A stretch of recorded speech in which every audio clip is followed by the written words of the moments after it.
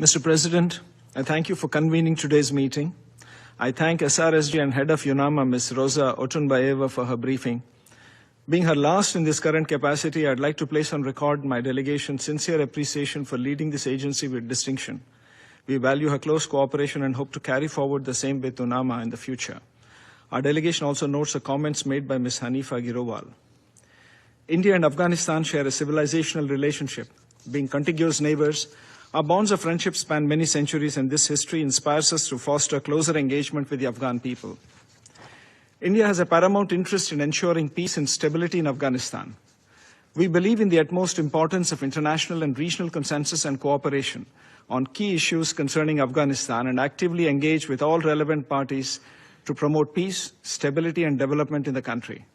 Our participation in UN meetings in Doha and other regional forums reflects our efforts. India's immediate priorities in Afghanistan include provision of humanitarian assistance and implementation of capacity-building initiatives for the Afghan people. India's commitment to Afghanistan's reconstruction is demonstrated through more than 500 development partnership projects across all provinces. Our work with UN agencies in critical areas such as health, food security, education, and sports is also the manifestation of this goal. Mr. President, in the aftermath of the earthquake earlier this month, India was among the first countries to provide humanitarian assistance. We immediately delivered 1,000 family tents and 15 tons of food supplies to the affected provinces of Afghanistan. An additional 21 tons of relief materials, including essential medicines, hygiene kits, blankets, and generators, were dispatched. More relief supplies are underway and will be delivered in the coming days.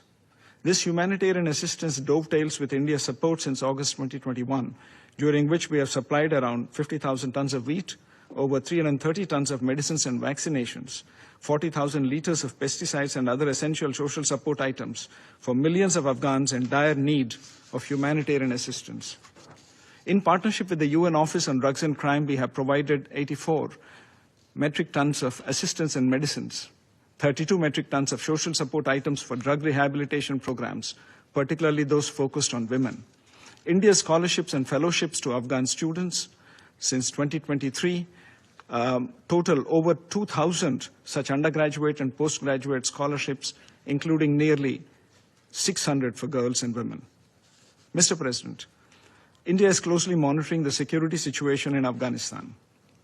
The international community must coordinate efforts towards ensuring that entities and individuals designated by the UN Security Council, the ISIL and Al-Qaeda and their affiliates, including Lashkar-e-Taiba and Jaish-e-Mohammed, along with those who facilitate their operations, no longer exploit Afghan territory for terrorist activities. On the political front, India's External Affairs Minister has spoken twice with the Acting Foreign Minister of Afghanistan.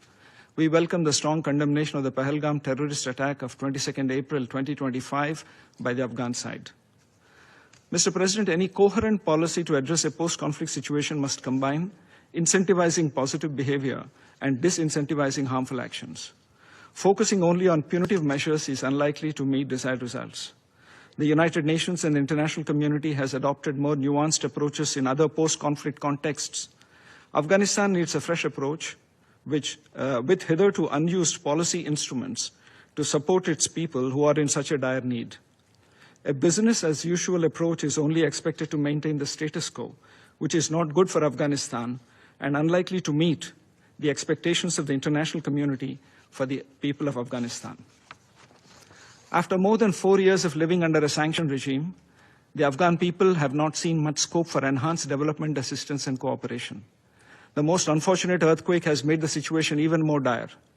This is the time for compassion, a time for lending a helping hand to millions of Afghans suffering under the yoke of poverty, disease, and hunger. In conclusion, I'd like to reiterate that our commitment to meeting developmental needs of the people of Afghanistan is non-negotiable. We will continue engaging with all relevant stakeholders and broadly support the international community's efforts towards a stable, peaceful, and prosperous Afghanistan. I thank you, Mr. President.